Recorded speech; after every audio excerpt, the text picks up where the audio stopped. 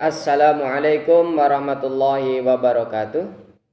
Bismillah, alhamdulillah, wassalatu wassalamu ala rasulillah Muhammad ibn Abdullah amma ba'd.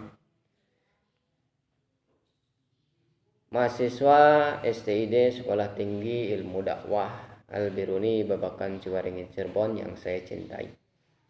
Pada kesempatan kali ini saya akan membawakan tema tentang produksi dari mata kuliah Sosiologi Ekonomi. Langsung saja, produksi ini berasal dari kata production yang dari bahasa Inggris ya. Produksi, production dari bahasa Inggris. Maknanya ada dua. Yang pertama adalah pembuatan, yang kedua adalah hasil. Dalam artian adanya proses, adanya juga hasil. Ya. Maknanya dua, satu adanya pembuatan, proses, dan yang kedua ada hasil. Contoh kita membuat sepatu, ada pabrik sepatu seperti di Ligung. Ini itu ada pabrik sepatu. Itu memproduksi, membuat sepatu. Nah, ataupun produksi pakaian, membuat pakaian. Kemudian hasilnya bisa dijual atau digunakan. Kemudian misalkan produksi kopiah. Nah, kopiah, kita membuat kopiah. Kemudian diproduksi, diproses, kemudian mendapatkan hasilnya kopiah yang sempurna, kemudian dijual beli atau digunakan dan lain sebagainya. Produksi itu bukan hanya itu saja, seperti kita zaman dulu masih ada sorabi, sekarang juga masih banyak memproduksi sorabi, kemudian dibuat jadi sorabi, kemudian dimakan, dikonsumsi dan lain sebagainya. Kita membuat rengginang, diproduksi, dibuat, ya, dicetak dengan ada cetakannya juga, kemudian ada hasilnya yaitu kue rengginang, kemudian dimakan, dikonsumsi, bisa juga dijual belikan dan lain sebagainya. Jadi itu makna daripada produksi atau production yaitu ada dua. Yang pertama adanya pembuatan, ada juga hasil, adanya proses juga ada hasil.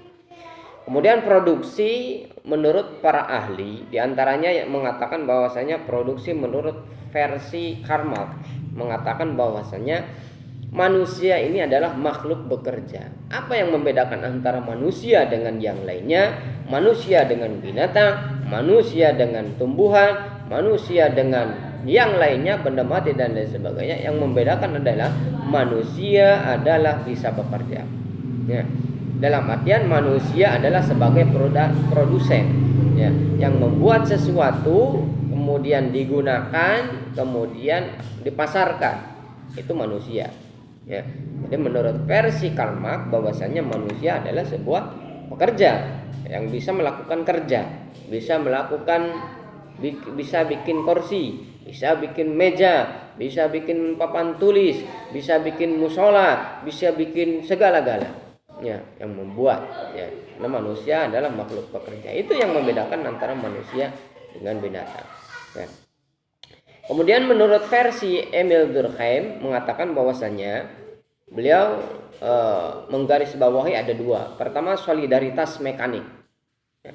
Ada juga solidaritas organik. Apa yang membedakan antara solidaritas mekanik dengan solidaritas organik? Yang pertama, solidaritas mekanik, ya, itu lebih kepada pedesaan, ya, masyarakat desa. Sedangkan solidaritas organik ini lebih kepada masyarakat perkotaan.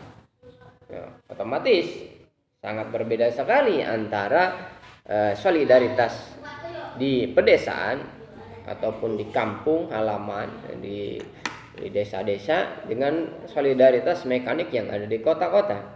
Apa yang membedakan diantaranya adalah misalkan di pedesaan itu kesadarannya lebih kepada kesadaran kolektif, kesadaran bersama, ya. Membuat apa? Misalkan ada membuat musola, membangun musola, ya. Itu mereka kesadaran kolektifnya bagus, tinggi, hebat, ya, sehingga mampu bergotong royong. Tetapi apa? Ketika mereka berhadapan dengan masyarakat perkotaan lebih kepada pembagian kerja. Ya kalau kita diundang untuk bekerja di situ ya kerja, kalau tidak ya saya pilih yang lain kan gitu.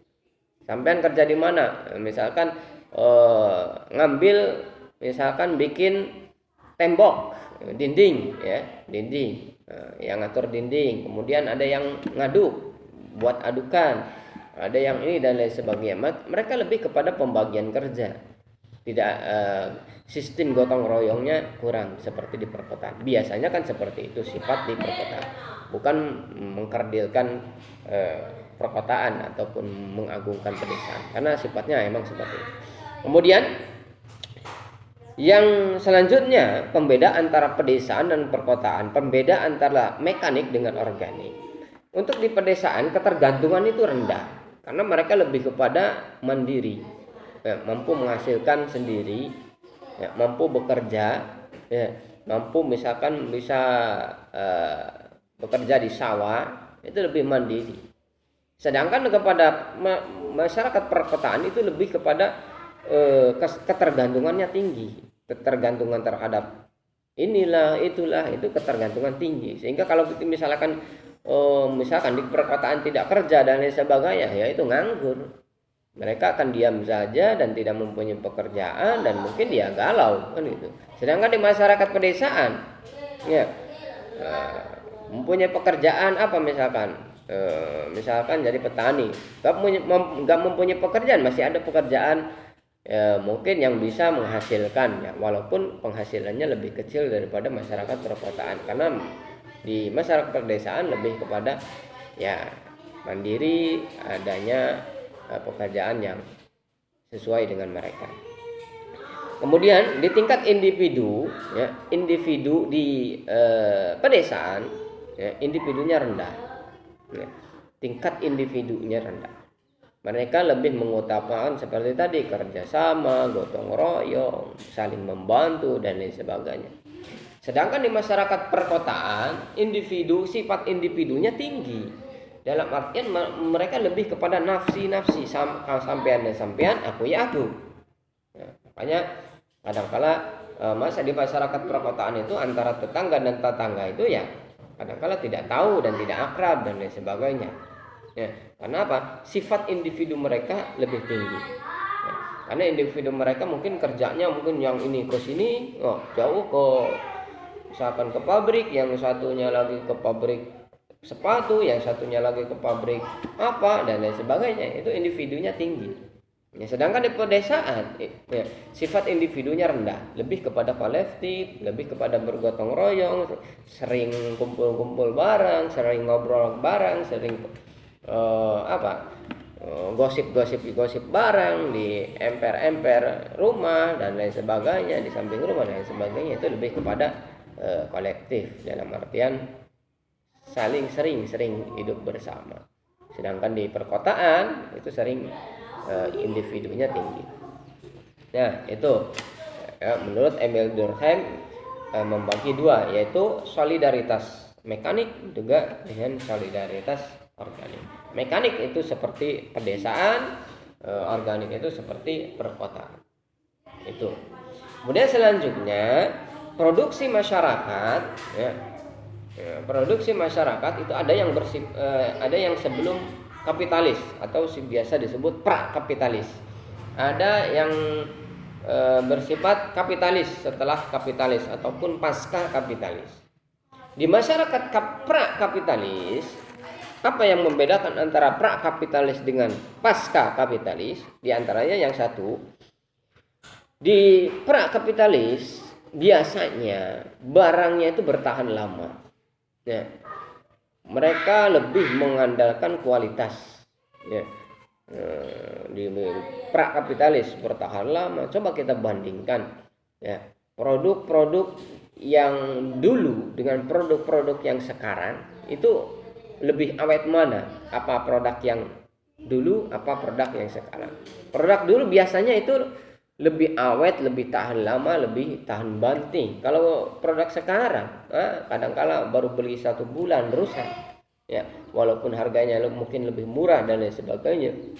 Ya, produk zaman sekarang kadang-kala 1 bulan baru beli barang itu langsung rusak. Sedangkan untuk prakapitalis itu ya kadang-kala bertahun-tahun, berpuluh-puluh tahun, bersifat lebih bertahan lama untuk barang produksi itu. Kemudian untuk masyarakat prakapitalis biasanya ya lebih mengutamakan fungsi daripada bentuk. Lebih mengutamakan fungsi daripada bentuk. Kadangkala apa? Fungsinya apa? Yang penting pakaian itu fungsinya untuk menutupi. Ya. Untuk di masyarakat prakapitalis mereka mengatakan bahwasanya pakaian itu adalah untuk menutupi. Ya, yang nggak usah macam-macam, nggak usah neko-neko, bentuknya nggak penting. Yang penting kita mempunyai pakaian yang bisa menutupi badan, ataupun kopiah yang bisa menutupi kepala, ataupun sandal yang bisa menahan kaki kita dari rasa panas dan lain sebagainya. Tapi berbeda dengan pasca kapitalis, mereka lebih menonjolkan bentuk. Bajunya yang bagus, sendalnya bentuknya lebih unik, ya.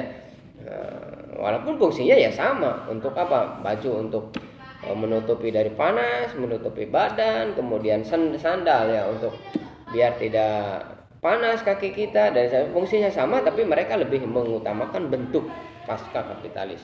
Sedangkan masyarakat prakapitalis lebih mengutamakan kepada fungsinya untuk apa.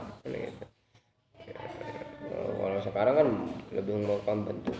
Untuk mobil untuk prakapitalis misalkan ini misal mobil, ya yang penting dia yang enggak kehujanan dan lain sebagainya. Kalau masyarakat pasca kapitalis, mobilnya macam-macam, yang nggak mau asal sembarang mobil kan itu.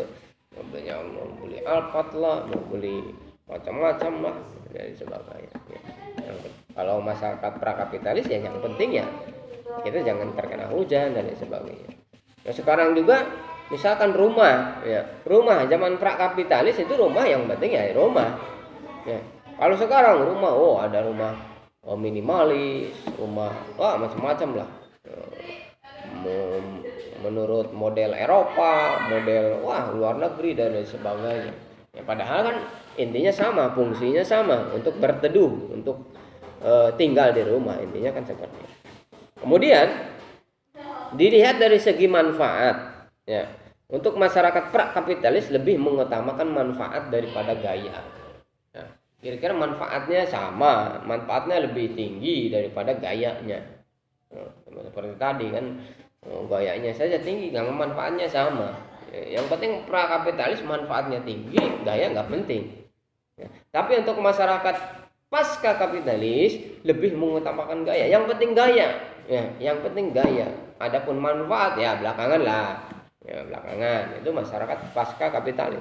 Sedangkan prakapitalis dia memilih produksi ataupun memilih barang sesuatu itu yang lebih bermanfaat ketimbang gaya. Jadi bisa saya simpulkan tadi bahwasanya produksi berasal daripada kata bahasa Inggris yaitu production. Kemudian mempunyai dua makna. Satu maknanya adalah hasil, kedua maknanya adalah pembuatan ataupun proses. Kemudian produksi menurut definisi Karl Marx mengatakan bahwasanya manusia adalah bisa bekerja. Dalam artian manusia adalah sebagai produsen.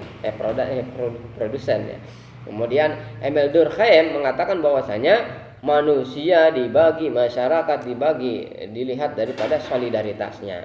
Ada yang solidaritas mekanik, ada yang solidaritas organik. Solidaritas mekanik lebih kepada pedesaan yang bersifat misalkan ketergantungannya rendah, kemudian individunya rendah, tapi sifat kolektifnya tinggi, saling kebersamaan, saling bersama. Sedangkan di pedesaan lebih mengutamakan individu daripada kebersamaan.